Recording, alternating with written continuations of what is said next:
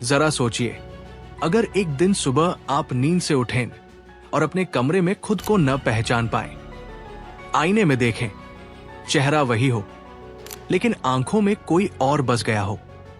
वो चमक जो कभी दोस्तों के बीच बैठते वक्त आंखों में झलकती थी, अब धुंधली है।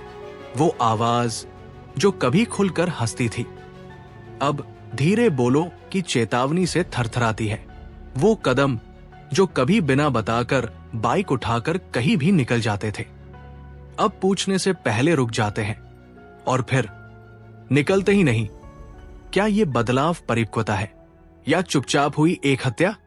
शादी के बाद एक आदमी सिर्फ पति नहीं बनता, वो एक एक करके वो सब कुछ खोने लगता है जो कभी उसे जिंदा महसूस कराता था। सोचिए, क्या ये अजीब नहीं कि जिसे हम सबसे बड़ा पूर्णता का रिश्ता कहते हैं, उसी रिश्ते में एक पुरुष सबसे अधूरा महसूस करने लगता है। कभी उसने कहा था, यार आज बस गिटार पकड़ के पूरा दिन बैठूंगा। अब वही कहता है, समय नहीं मिलता, बच्चे हैं, जिम्मेदारियां हैं, जिसे हम समझदारी, सैक्रिफाइस और मैच्योरिटी कहते हैं। क्या वो दरअसल खुद से एक गहरा धोखा नहीं? आपको याद है आखिरी बार आपने अपने दोस्त को बिना वजह फोन किया था कब? वो दोस्त जिसके साथ कभी रात 2 बजे पिज्जा खाने निकल जाते थे, अब उसे शादी की सालगिरह पर भी बस एक व्हाट्सएप मैसेज आता है। क्यों? क्योंकि अब आपकी जिंदगी में सब कुछ एक फिल्टर से गुजरता है। क्या इससे घर में कोई दिक्कत तो नहीं होगी? क्या ये जरूरी है? क्या ये सही लगेगा? और धीरे धीरे वो सारे रिश्ते जो बिना शर्त के थे, जो आपके रॉ, इम्परफेक्ट, चाइल्डिश रूप से प्यार करते थे, वो फेड होने लगते हैं। कभी आपने सोचा आप शौक क्यों रखते थे? पेंटिंग, क्रिकेट, लिखना, बाइकिंग, गेमिंग, गिटार, ये सब आप इसलिए नहीं करते थे क्योंकि इनमें कोई गोल था।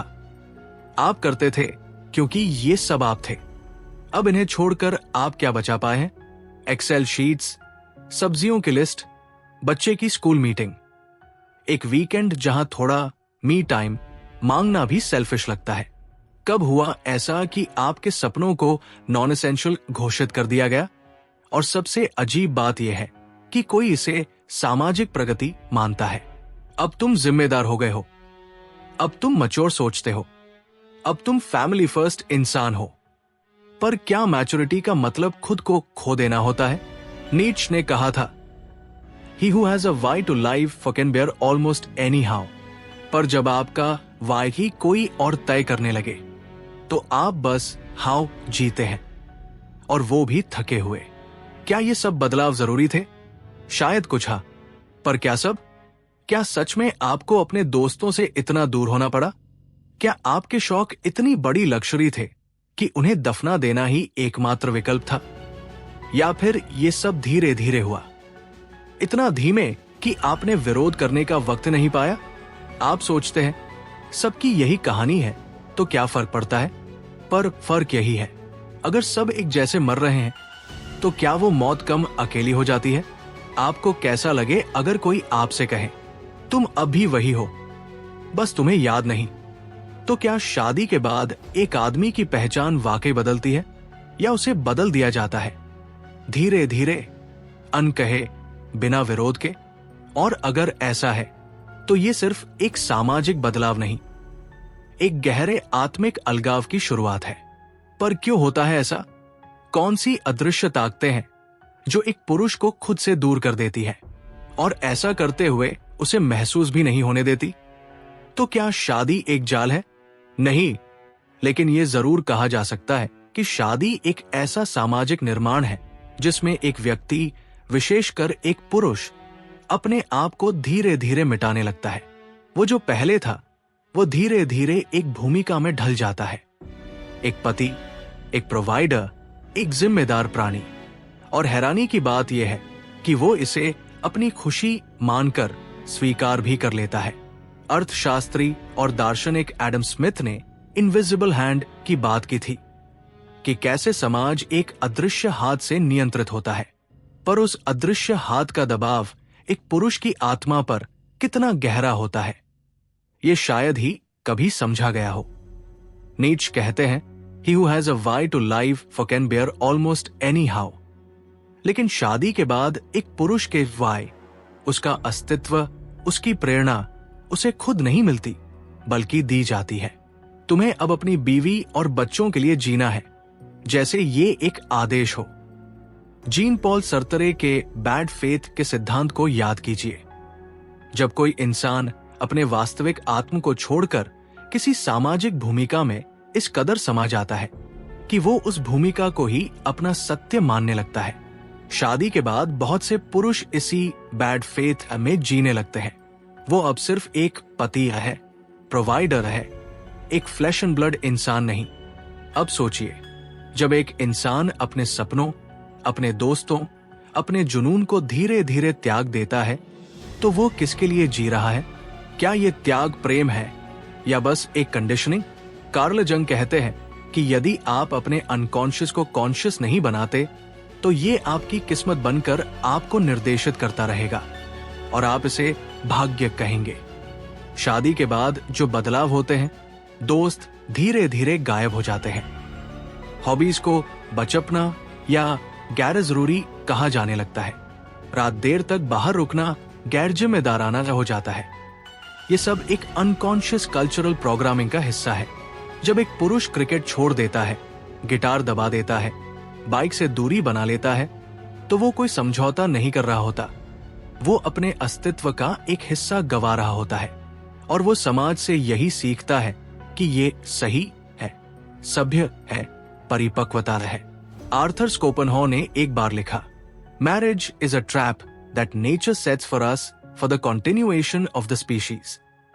पर इस ट्रैप में सबसे पहली चीज जो दम तोड़ती है, वो है आपकी व्यक्तिगत टुडेनेस, आपके अभी के पल की सच्चाई।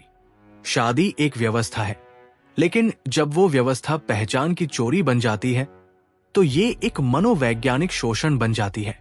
और ये शोषण बहुत रिफाइंड होता है, सटल होता है, इसलिए कोई रिबेलियन नहीं होती। आप बस धीरे धीरे भूल जाते हैं कि आप कौन थे।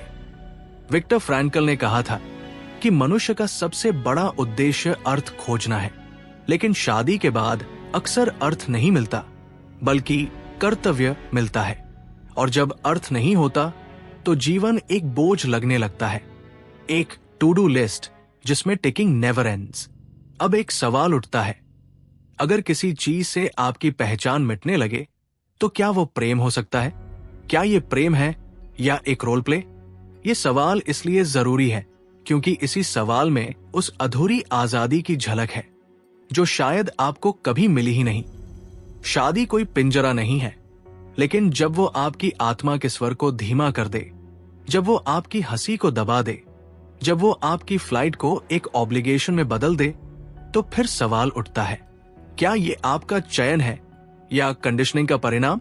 अगला भाग आपको उस कंडीशनिंग के असर की गहराई में ले जाएगा, जहां आप देखेंगे कि कैसे ये बदलाव सिर्फ व्यक्तिगत नहीं, बल्कि सामाजिक और सांस्कृतिक भी है। अब क्या आप तैयार हैं उस अनसीन फोर्स को देखने के लिए जो आपकी जिंदगी के हर फैसले को चुपचाप निर्देशित कर रही है? चलिए बढ़ते हैं उस अगले अध्याय की ओर, जहां आपको दिखेगा कि इस बदलाव की कीमत सिर्फ आपके शौक नहीं, बल्कि आपकी आत्मा भी चुका रही है। सोचिए, एक सुबह आप शीशे के सामने खड़े हों, दाढ़ी बनाते हुए, वही पुराना टूथब्रश हाथ में, वही घड़ी जो शादी की सालगिरह पर मिली थी, और अचानक एक क्षण के लिए आपकी आंखें रुक जाती है। ये कौन है? वो चेहरा जिसे आप हर सुबह देखते हैं, अचानक अजनबी सा लगता है। आपकी आंखें हैं, लेकिन चमक नहीं। आपके होंठ हैं, पर हंसी गायब। कुछ ऐसा महसूस होता है जैसे आप अपनी ही जिंदगी में एक किराएदार बन चुके हों। ये पल मामूली नहीं है, ये वही लम्हा है जहां अनसीन कॉन्सिक्वेंसेस अपना चेहरा दिखाना शुरू करते हैं, चुपचाप, बिना किसी शोर के, क्योंकि ये न तो कोई विस्फोट करते हैं, नहीं विद्रोह, ये बस रोजमर्रा के छोटे छोटे समझौतों में पनपते हैं। मनोविज्ञान की परतें, कैसे आप कंडीशनिंग के कैदी बनते हैं। कॉग्निटिव डिसोनेंस थ्योरी कहती है कि जब हमारे विश्वास और हमारे कर्मों में टकराव होता है तो हम अपने विश्वासों को बदल लेते हैं ताकि टकराव कम हो सके। शादी के बाद जब कोई पुरुष अपने दोस्तों से कटने लगता है, अपने शौक छोड़ देता है, अपनी पसंद की फिल्में तक भूल जाता है, तो वो अपने भीतर ये मानने लगता है कि अब यही ठीक है, अब यही जिम्मेदारी है। वास्तव में वो भीतर से तड़प रहा होता है, लेकिन अपने ही मन को समझा रहा होता है कि वो खुश है। इसे ही सेल्फ साइलेंसिंग कहते हैं, एक इंटरनल सेंसरशिप जो धीरे धीरे इतनी हैबिचुअल हो जाती है कि आपको खुद भी एहसास नहीं होता कि आप क्या सप्रेस कर रहे हैं। और इससे जो सबसे खतरनाक असर होता है वो होता है आइडेंटिटी एरोजन। आप अपनी पहचान के टुकड़े टुकड़े करके समाज के एक्सेप्टेबल मोल्ड में फिट होते जाते हैं और एक दिन आपके पास खुद के बारे में कहने को कुछ नहीं बचता सिवाय मैं एक अच्छा पति हूं, अच्छा पिता हूं। लेकिन क्या यह जवाब काफी है? न्यूरोलॉजी क्या कहती है? मनुष्य का दिमाग नॉवेल्टी को क्रेव करता है, कुछ नया, कुछ प्रेरक। शादी के शुरुआती सालों में नॉवेल्टी होती है, नई जिम्मेदारियां, नया रिश्ता, नई भूमिकाएं। लेकिन जब ये नॉवेल्टी डल हो जाती है और आप अपनी ओरिजिनल आइडेंटिटी खो चुके होते हैं तो डोपामाइन की कमी होने लगती है, आप में उत्साह कम हो जाता है, decision fatigue, irritability, low level depression, ये सब उसी डोपामाइन क्रैश के परिणाम होते हैं। अब अगर आप अपने पुराने दोस्तों से मिलने जाएं, कोई बाइक राइड प्लान करें या शौक के लिए वक्त निकालें तो समाज आपको सेल्फिश कहेगा। लेकिन न्यूरोसाइंस कहता है ये आपका सर्वाइवल मैकेनिज्म है। आपका ब्रेन उन चीजों को वापस चाहता है जो कभी उसे जिंदा महसूस कराती थी। रिश्तों पर असर, इमोशनल गोस्टिंग विद सेल्फ। आपने शायद गोस्टिंग शब्द सुना होगा, किसी को बिना बताए अचानक कट जाना। पर शादी के बाद बहुत से पुरुष खुद को ही गोस्ट करने लगते हैं। वे अपने भीतर की आवाजों को इग्नोर करना शुरू कर देते हैं। मुझे गिटार बजाने का मन कर रहा है, बकवास, बच्चे सो रहे हैं, दोस्तों से मिलने जाना चाहिए, ये बचपना अब नहीं चलता। इस तरह वो अपनी ही इच्छाओं, भावनाओं, इच्छाओं से डिस्कनेक्ट हो जाता है। और जब इंसान अपनी इनर लाइफ से कट जाता है तो वो सिर्फ एक फंक्शन बनकर रह जाता है। husband.x, father.x, cultural conditioning, masculine sacrifice का रोमांटिक झूठ। हमारे समाज में एक पुरुष को आदर्श तब माना जाता है जब वो त्याग करे, अपने सपनों का, अपने समय का, अपने शरीर का, यहां तक कि अपने मेंटल हेल्थ का भी। और इस त्याग को ग्लोरीफाई किया जाता है। लेकिन यह ग्लोरिफिकेशन एक धोखा है, क्योंकि यह सैक्रिफाइस दो तरफा नहीं है और ना ही वॉलंटरी। ऑल्डस हक्सली ने कहा था, the perfect dictatorship would have the appearance of democracy but would be a prison without walls. शादी के बाद बहुत से पुरुष इसी तरह के मानसिक जेल में जीते हैं, जहां कोई ताले नहीं है लेकिन फिर भी कोई बाहर नहीं निकलता। Society silent approval. सबसे खतरनाक बात यह है कि समाज इसे प्रॉब्लम मानता ही नहीं। अगर आप चुपचाप सब कुछ सहते हैं, क्या आदमी है, कितना जिम्मेदार है। अगर आप अपना कुछ वक्त खुद को देना चाहें, ये कैसा पति है, कितना सेल्फिश है। ये double standard silently toxic masculinity को प्रमोट करता है, जहां मर्द को दर्द भी नहीं होना चाहिए, अकेलापन भी नहीं होना चाहिए, चाहत भी नहीं होनी चाहिए। उसे बस मशीन की तरह चलना है और अगर वो टूट जाए तो नया रोल मॉडल ढूंढ लिया जाएगा। दी लूप ऑफ सप्रेशन। अब सबसे बड़ा कॉन्सिक्वेंस देखिए। एक दिन वो पुरुष अपने बेटे को यही सिखाएगा, बेटा, शादी के बाद दोस्त वोस्त सब खत्म हो जाते हैं। हकीकत यही है और ऐसे ही ये कहानी चलती जाती है, जेनरेशन दर जेनरेशन। एक इनविजिबल चेन जो हर पुरुष की आत्मा को धीमे धीमे जकड़ती जाती है। क्या आपने कभी ये सोचा है कि इतने सारे मिडिल एज्ड पुरुष चुपचाप क्यों जीते हैं? क्यों वे पुराने दोस्तों को देख इमोशनल हो जाते हैं? क्यों उन्हें कभी कभी रात को अचानक अकेलापन चुभता है? क्योंकि वे खुद को खो चुके होते हैं। लेकिन सोसाइटी ने उन्हें वो ग्रीफ महसूस करने की भी आजादी नहीं दी। इस अनसीन ट्रैप की सबसे बड़ी सजा ये है, आप जिंदा होते हुए भी अपनी ही जिंदगी में अनुपस्थित हो जाते हैं। आपके पास घर है लेकिन ठिकाना नहीं, आपके पास परिवार है लेकिन खुद से रिश्ता टूट चुका होता है। आप मुस्कुराते हैं लेकिन वो मुस्कान अब प्रदर्शन बन चुकी होती है। और सबसे दर्दनाक बात, आपको पता भी नहीं चलता कि आपने क्या खोया है, लेकिन यहीं से एक मोड़ शुरू हो सकता है। क्या वाकई इससे बाहर निकलना संभव है? क्या हम कंडीशनिंग को उल्टा कर सकते हैं? क्या हम अपने आप को रिक्लेम कर सकते हैं? बिना घर तोड़े, बिना प्यार छोड़े? अब बारी है उस रिबेलियन की, जहां आप न सिर्फ पूछेंगे मैं कौन हूं, बल्कि जवाब देने की हिम्मत भी जुटाएंगे। सोचिए, अगर एक दिन आप सुबह उठें और हर रोल, हर नाम, हर जिम्मेदारी जो आपको अब तक परिभाषित करती आई थी, वो सब अचानक गायब हो जाए।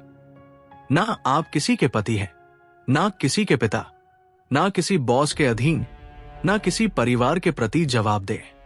बस आप हैं, सिर्फ आप, एक व्यक्ति, एक आत्मा, बिना किसी लेबल के। अब सोचिए, क्या बचता है आपके पास? शायद डर, शायद आजादी, शायद एक ऐसा खालीपन जो डराता भी है और खींचता भी है। ये वही बिंदु है जहां बगावत की शुरुआत होती है। ना बाहर से कोई झंडा उठता है, ना कोई युद्ध शुरू होता है। ये एक अंतर युद्ध है, आत्मा बनाम आदत, पहचान बनाम प्रोग्रामिंग। पहला विद्रोह, अच्छे आदमी की परिभाषा को जलाना। आपसे कहा गया, अच्छा पति वही है जो अपने लिए कुछ ना चाहे, अच्छा पिता वही है जो अपनी इच्छाओं का गला घोंट दे। और आप इतने सालों से इसी स्क्रिप्ट पर जीते आ रहे थे। लेकिन अब कार्ल जंग की एक बात आपको झकझोरती है, the privilege of a lifetime is to become who you truly are. इसका मतलब है, आपने अगर केवल रोल्स निभाए लेकिन अपने ऑथेंटिक सेल्फ से कभी जुड़ाव नहीं किया, तो आपने जीवन के सबसे बड़े वरदान को खो दिया। तो विद्रोह की पहली चिंगारी यही है, मैं सिर्फ रोल्स नहीं हूं, मैं एक व्यक्ति हूं जिसकी अपनी पसंद, अपनी आकांक्षाएं और अपना दर्द है। आप खुद से ये सवाल पूछना शुरू करते हैं, क्या मैं वाकई खुद से जुड़ा हुआ हूं? दूसरा विद्रोह, पर्पस का पुनर्जन्म। नीट्शे ने लिखा था, He who has a why to life can bear almost anyhow। शादी के बाद बहुत से पुरुष हवा में इतने उलझ जाते हैं, EMI कैसे भरें, बच्चों को कैसे पालें, घर कैसे चलाएं, कि वे अपना वाई ही खो बैठते हैं। अब विद्रोह ये कहता है, रुकिए, पहले वाई खोजिए। क्यों आप हर सुबह उठते हैं? क्या सिर्फ जिम्मेदारियों को निभाने के लिए, या कभी कोई पर्सनल पर्पस था जिसे आपने शादी के बाद दफन कर दिया? अब बगावत का अर्थ है उस पर्पस को फिर से जगाना, किसी लॉस्ट ड्रीम को फिर से आवाज देना। गिटार, लिखना, बाइक राइड, माउंटेनियरिंग, NGO, कुछ भी जो कभी आपको अलाइव महसूस कराता था। तीसरा विद्रोह, दोस्ती की पुनर्रचना। आपने नोटिस किया होगा, शादी के बाद एक स्ट्रेंज आइसोलेशन आता है, दोस्त धीरे धीरे फेड हो जाते हैं। भाई अब शादीशुदा है, उसके पास टाइम नहीं होगा, ये डिफॉल्ट अजम्पशन बन जाती है। लेकिन अब रिबेलियन का अर्थ है उस डिफॉल्ट को तोड़ना। रिकनेक्ट कीजिए, एक सिंसियर मैसेज भेजिए, मुझे तुम्हारी जरूरत है। ना ईगो के साथ, ना शर्म के साथ, बस रॉ ऑथेंटिसिटी के साथ। क्योंकि दोस्ती वो शेल्टर है जहां प्रोल्स नहीं होते, सिर्फ इंसान होते हैं। और ये एक छोटा कदम ही वो डोमिनो बन सकता है जो आपकी पहचान को फिर से बनाने लगे। चौथा विद्रोह, इमोशनल ऑनेस्टी को अपनाना। आपसे कहा गया, मर्द रोते नहीं, पर स्कोपेनहावर ने कहा था, a man can do what he wills but he can not will what he wills. यानी इंसान जो चाहे वो कर सकता है, लेकिन वो क्या चाहे ये भी उसके कंट्रोल में नहीं। तो अगर एक दिन आपको रोने का मन करता है, तो ये कमजोरी नहीं है, बल्कि साहस है। विद्रोह का चौथा स्तर है अपने भावनात्मक अस्तित्व को स्वीकार करना। अपने आप से कहना, हां, मैं थक गया हूं। हाँ, मैं अकेला हूं। हाँ, मुझे प्यार चाहिए। हाँ, मुझे डर लगता है। ये बातें बोलना कोई हार नहीं है, बल्कि ये हार को नामंजूर करने की घोषणा है। 5वां विद्रोह, इनर प्रोग्रामिंग का हकदार बनना। अब तक आपका सबकॉन्शियस ब्रेन केवल वही पैटर्न्स चला रहा था जो आपने बचपन से एब्जॉर्ब किए थे, कि सैक्रिफाइस ही नोबिलिटी है, कि आपकी वैल्यू आपकी यूटिलिटी में है, कि आपके शौक, आपकी इच्छाएं लक्ष्यरी है। पर रिबेलियन कहता है, अब ये प्रोग्रामिंग फिर से लिखी जाएगी। Meditation, journaling, therapy, solo travel, silence, ये सभी वे टूल्स हैं जो आपके न्यूरल पाथवेज को रीप्रोग्राम कर सकते हैं, ताकि अगली बार जब आप कोई विकल्प चुने, वो कंडीशनिंग से नहीं, अवेयरनेस से आए। और अब आत्मा की वापसी। अब कल्पना कीजिए, वही पुरुष जो कभी थका हुआ, चुप और खोया हुआ था, अब मिरर में देखता है और खुद से कहता है, मैं फिर से जिंदा हूं। वो अब गिल्ट के साथ नहीं, प्राइड के साथ अपना टाइम मांगता है। वो अब परमिशन नहीं मांगता, कनेक्शन बनाता है। वो अब रिलेशनशिप को एक सांचे की तरह नहीं, एक डायलॉग की तरह देखता है। और सबसे बड़ी बात, वो अब खुद को खोने को मजबूर नहीं मानता, क्योंकि अब वो जानता है, लव और लॉस के बीच जो स्पेस है, वहां चॉइस होती है। और अब उसने चुन लिया है खुद को।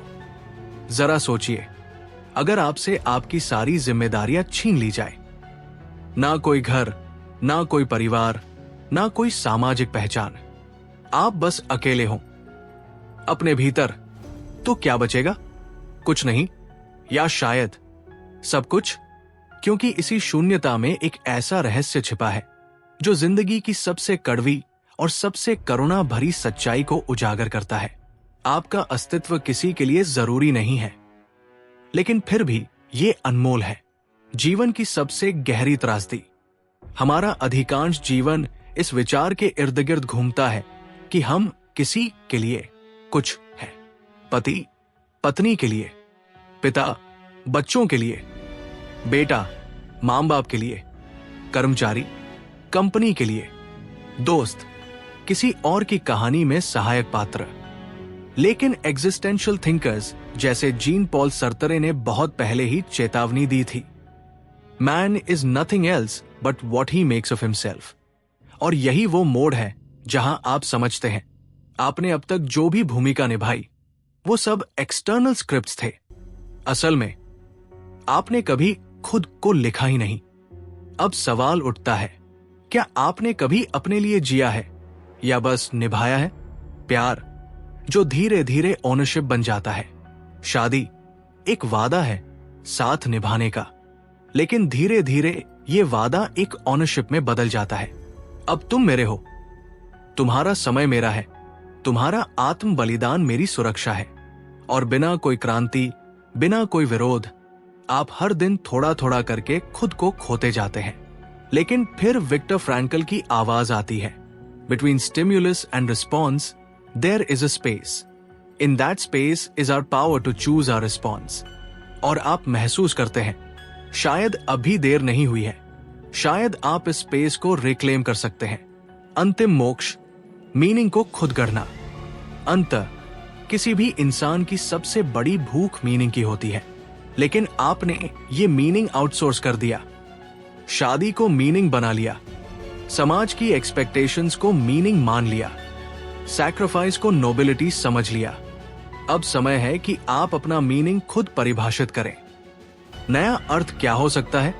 वो अधूरा नॉवल जो आपने कॉलेज में शुरू किया था, वो खोया हुआ कैमरा जिससे आपने कभी पोर्ट्रेट्स खींचे थे, वो कैफे जहां आप बस एक गुमनाम इंसान बनकर बैठते थे। फ्रैंकल कहते हैं, life is never made unbearable by circumstances but only by lack of meaning and purpose. तो अगर मीनिंग गायब है, शादी नहीं टूटी, बल्कि आप अपने आप से टूट गए। सबसे गहरा आत्म साक्षात्कार। अब मान लीजिए आप सब कुछ खो चुके हैं, लेकिन तभी भीतर से एक धीमी आवाज आती है, मैं अब भी हूं। कोई रोल नहीं, कोई वैलिडेशन नहीं, कोई अप्लॉस नहीं, फिर भी मैं हूं। यही है अल्टीमेट ट्रूथ। आपका अस्तित्व मूल्यवान है, केवल इसलिए नहीं कि आप किसी के लिए कुछ करते हैं, बल्कि इसलिए कि आप हो। मुक्ति की कविता। अब कोई गिल्ट नहीं कि आप अपने लिए समय मांगे। अब कोई शर्म नहीं कि आपको भी अकेलापन महसूस होता है। अब कोई डर नहीं कि अगर रोल्स छिन जाए तो आप शून्य बन जाएंगे, क्योंकि अब आप जान चुके हैं शून्यता कोई सजा नहीं है, वो द्वार है उस आत्मा का जिसे आपने सालों से बंद कर रखा था। अब आप रोल्स निभाते हैं, लेकिन रोल को आइडेंटिटी नहीं बनने देते। अब आप प्यार करते हैं, लेकिन ऑनरशिप के बिना। अब आप जीते हैं, लेकिन वैलिडेशन की गुलामी के बगैर। अंतिम पंक्तियां, आत्मा की वापसी।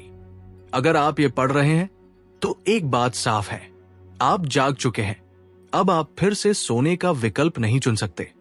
अब आप रोल्स को ब्लाइंड फोल्ड की तरह नहीं पहन सकते। अब आप अपने जीवन के स्क्रीन राइटर खुद हैं। तो अगली बार जब कोई कहे वो तो शादी के बाद बदल गया, आप मुस्कुराकर कहें, हां, अब मैं पहली बार खुद हुआ हूं। द एंड और द बिगिनिंग शायद ये स्क्रिप्ट का अंत है, लेकिन आपकी नई कहानी की शुरुआत। आप क्या करेंगे इस नई चेतना के साथ? चुपचाप रोल्स में लौट जाएंगे या नई जिंदगी की स्क्रीन प्ले लिखेंगे? इस बार सिर्फ और सिर्फ आपके लिए।